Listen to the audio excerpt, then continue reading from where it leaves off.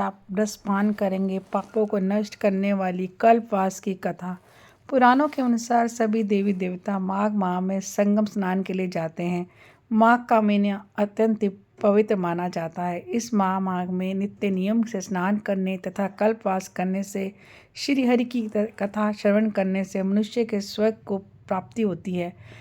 जिसने कल्पवास किया तो वह व्यक्ति के समस्त रोग दूर हो जाते हैं। व्यक्ति और शरीर और आत्मा से नवीन हो जाता है। प्रिय भक्तगणों, माघ माह में कल्पवास करने का सबसे बड़ा पुण्य है।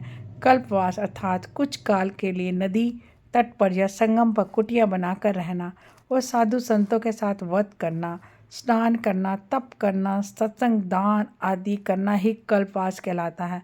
तो प्रिय भक्तों, जो भी भक्तगण इस कथा को बीच में छोड़े बिना अंत तक श्रवण करते हैं, उन्हें श्री हरि विष्णु दयानिधि भगवान की असीम कृपा प्राप्त होती है, क्योंकि माघ माह में कथा श्रवण का विशेष महत्व होता है। तो आप भी सभी भक्तगण कथा को बड़े ही प्रसन्न चित्त से मन में से अंत तक अवश्य ही श्रवण करें और उससे पूर्व बड़े ही प्रेम भाव से कमेंट में विष्णु भगवान की जय अवश्य लिखें और कथा पसंद आए तो वीडियो को लाइक भी करें।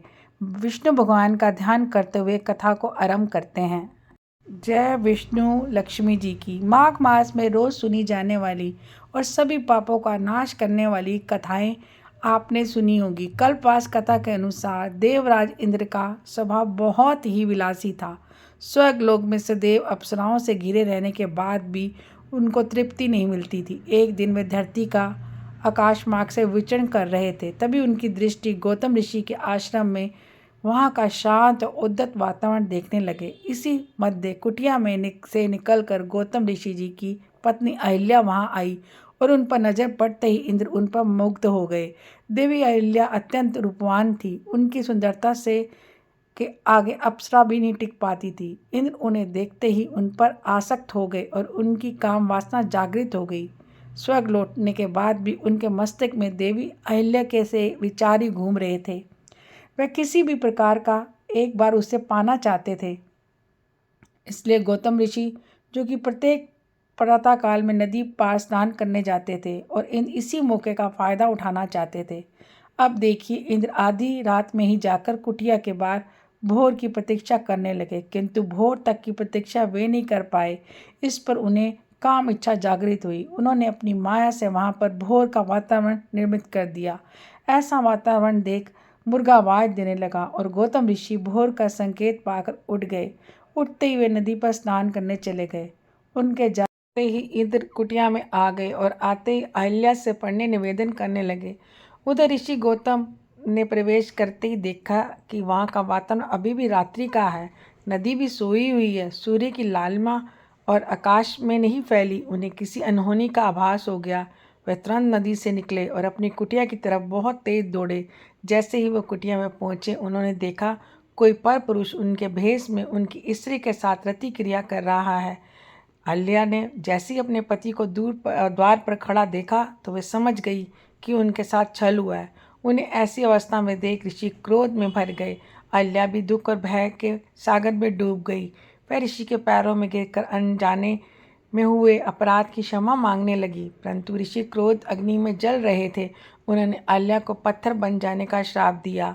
इसके बाद इंद्र अपनी मूल स्वरूप में आ गए। उन्हें देखकर क्रोध में ऋषि ने कहा, रे मूर्ख, तूने अपनी काम इच्छा से मेरी स्त्री का अस्तित्व भंग कर दिया। तूने देवों में श्रेष्ठ होकर इतने बड़े पाप को अंजाम दिया। एक योनि पाने की इच्छा इतनी बढ़ गई कि तुझ में कि अपनी माता समान स्त्री को तूने भोग किया। यदि स्त्री योनि पाने की इतनी ही लालसा है तो मैं तुझे श्राप देता हूँ, अभी तेरे सारे शरीर में 1000 स्त्री योनि प्रकट हो जाए। इतने महाभयानक श्राप को सुनकर इंद्र तो कांप गया। उसी समय श्राप के प्रभाव से इंद्र के शरीर पर 1000 योनि उभर आई। अपने संपूर्ण शरीर में योनि देखकर इंद्र आत्मगर्व से भर उठे।